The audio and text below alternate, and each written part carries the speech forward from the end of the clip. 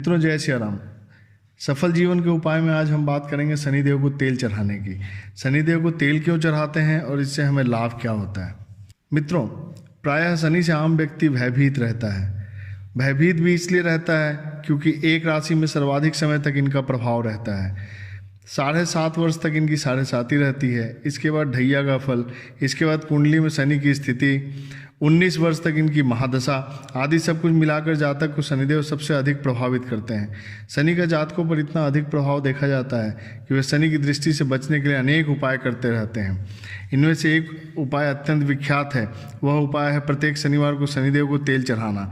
भावना यही रहती है कि इससे शनिदेव के कोप का प्रभाव उनके ऊपर नहीं आएगा, किंतु अधिकांश व्यक्ति यह नहीं जानते कि शनिवार को शनिदेव को तेल क्यों चढ़ाते हैं और इसका लाभ क्या प्राप्त होता है। शनिदेव के अभिमान के मान मर्दन की एक कथा है।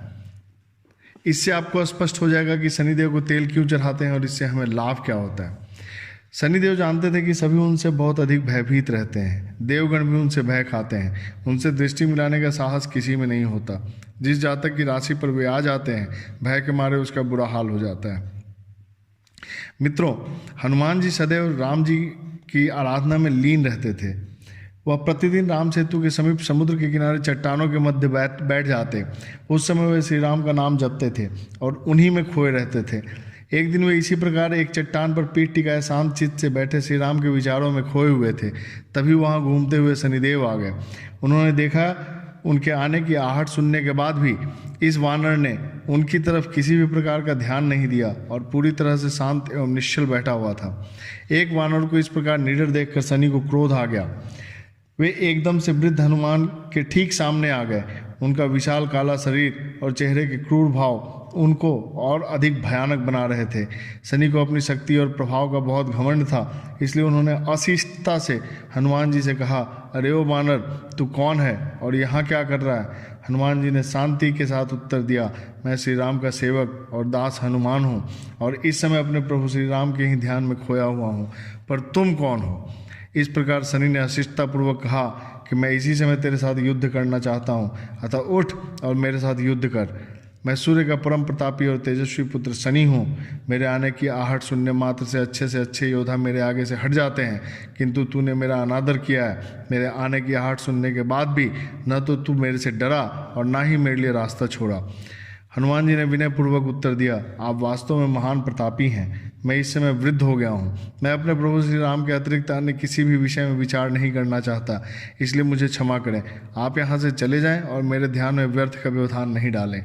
हनुमान जी की विनयशीलता को शनि ने उनकी कमजोरी समझ लिया, इसलिए और अधिक गर्व के साथ बोले, मैं जहाँ जाता हूँ वहाँ से ऐसे नहीं लौटता। अपने आने का प्रभाव मैं वहाँ अवश्य छोड़ता हूँ।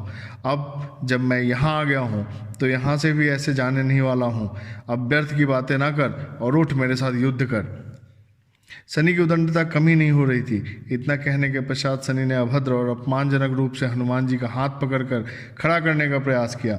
उसी से हनुमान जी ने झटके से अपना हाथ छुड़ाया और मन ही मन विचार किया कि यह ऐसे नहीं मानेगा, कुछ तो करना ही होगा। तभी उन्होंने अपनी पूंछ बढ़ाकर शनि को उसमें लपेटना शुरू कर दिया। शनि कुछ समझ सके इससे पहले ही हनुमान जी ने शनि को अपनी पूंछ में इतना कस लिया कि वह हिल भी नहीं पा रहे थे।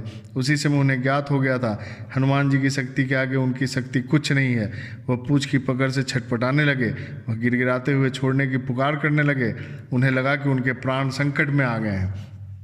मित्रों, हनुमान जी ने उनकी बात को सुना, फिर मुस्कुराते हुए बोले, राम सेतु की परिक्रमा करने का अब मेरा समय हो गया है। आइए आपको भी राम सेतु की परिक्रमा करवा दूं। इसके बाद वे तेजी से सेतु पर चलने लगे। उनकी विशाल पूंछ वहां पड़े हुए बड़े बड़े पत्थरों और चट्टानों से टकराने लगी।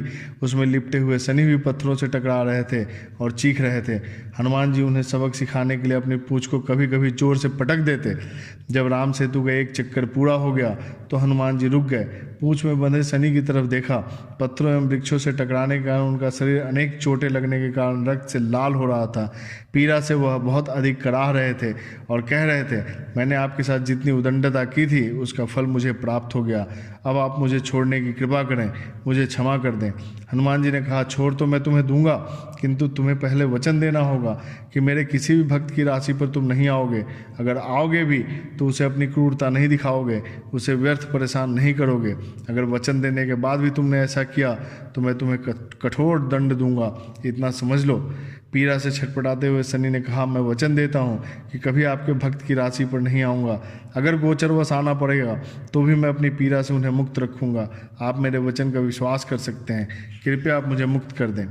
मित्रों, इतना सुनने के बाद हनुमान जी ने अपनी पूंछ का बंधन ढीला किया और सनी को मुक्त कर दिया।